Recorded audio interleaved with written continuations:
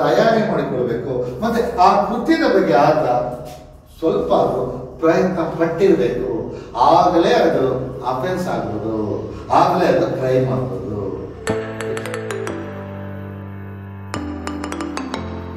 ನಮ್ಮ ಸೂರಿ ಸಂತೆ ಚಾನೆಲ್ನ ನೋಡ್ತಾ ಇರೋ ಎಲ್ಲ ನಮ್ಮ ಆತ್ಮೀಯ ಬಂಧುಗಳಿಗೆ ಮತ್ತು ಸ್ನೇಹಿತರಿಗೆ ನಮಸ್ಕಾರ.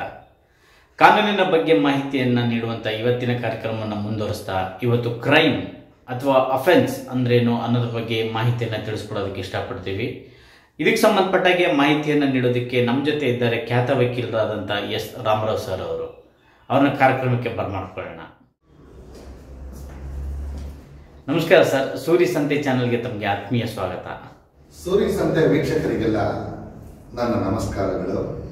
ಸರ್, ಇವತ್ತು ನಮ್ಮ ವೀಕ್ಷಕರಿಗೆ ಕ್ರೈಮ್ ಅಥವಾ ಅಫೆನ್ಸ್ ಅಂದ್ರೇನು ಅನ್ನೋದ್ರ ಬಗ್ಗೆ ಸಂಪೂರ್ಣ ಮಾಹಿತಿಯನ್ನು ತಿಳಿಸ್ಕೊಡ್ಬೇಕು ಅಂತ ಕೇಳ್ಕೊತೀವಿ ಸರ್. ಈಗ ನಾನು ತಮ್ಗೆ ಹೇಳಬೇಕು ಅನ್ನುವ ವಿಷಯ ಕ್ರೈಮ್ ಅಂದ್ರೆ ಏನು ಅಥವಾ ಅಫೆನ್ಸ್ ಅಂದ್ರೆ ಏನು ಅನ್ನುವ ವಿಷಯ.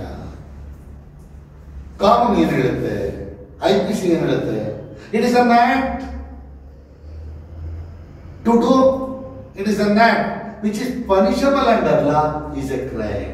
It is an act which is punishable under law is an offense.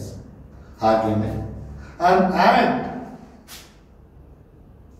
if a person omits to do an act which is punishable under law is also an offense.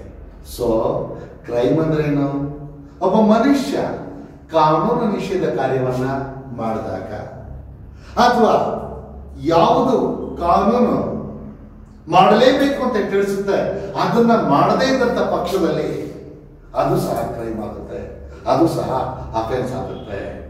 So ಈಗ offence ಆಗಬೇಕಾದ್ರೆ ಅಥವಾ crime ಆಗಬೇಕಾದ್ರೆ ಅದರಲ್ಲಿ ಹಲವಾರು ಅಂಶಗಳು ಇರಬೇಕು.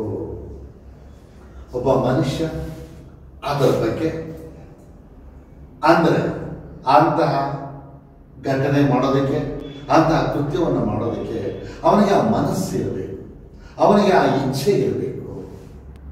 Next ಆ ಕೃತ್ಯವನ್ನು ಮಾಡೋದಕ್ಕೆ ಅವನು ತಯಾರಿ ಮಾಡಿಕೊಳ್ಬೇಕು, ಅಂದ್ರೆ ಪ್ರಿಪೇರ್ಡ್ನೆಸ್ ಇರಬೇಕು. ಸೊ ಮೊದಲನೇದು ಇಂಟೆನ್ಷನ್ ಇರಬೇಕು, ಎರಡನೇದು ಪ್ರಿಪೇರ್ಡ್ನೆಸ್ ಇರಬೇಕು, ಮತ್ತೊಂದು ಏನು ಅಂದ್ರೆ ಅವನು ಆ ಪ್ರಯತ್ನವನ್ನ ಮಾಡಿರಬೇಕು. ಇಲ್ಲ ಅಂದ್ರೆ ಅದು ಕ್ರೈಮ್ ಆಗೋದಿಲ್ಲ, ಇಲ್ಲ ಅಂದ್ರೆ ಅದು ಅಫೆನ್ಸ್ ಆಗೋದಿಲ್ಲ. ಉದಾಹರಣೆಗೆ ಒಬ್ಬ ಮನುಷ್ಯ ತಾನು ಕಳ್ಳತನ ಮಾಡಬೇಕು ಅಂತ ತಾನು ಮನಸ್ಸಲ್ಲಿ ಇಟ್ಕೊಂಡಿದ್ದು ಆತನ ಕಳ್ಳತನನೇ ಮಾಡದೇ ಅಥವಾ ಕಳ್ಳತನ ಮಾಡುವ ಪ್ರಯತ್ನವನ್ನೇ ಮಾಡದೇ ಇದ್ರೆ ಅದು ಅಫೆನ್ಸ್ ಆಗೋದಿಲ್ಲ. ಅವನ ಮೇಲೆ ಯಾವುದೇ ರೀತಿಯ ಕಳ್ಳತನದ ಆರೋಪವನ್ನು ಹೊರಿಸೋದಕ್ಕೆ ಸಾಧ್ಯವಿಲ್ಲ.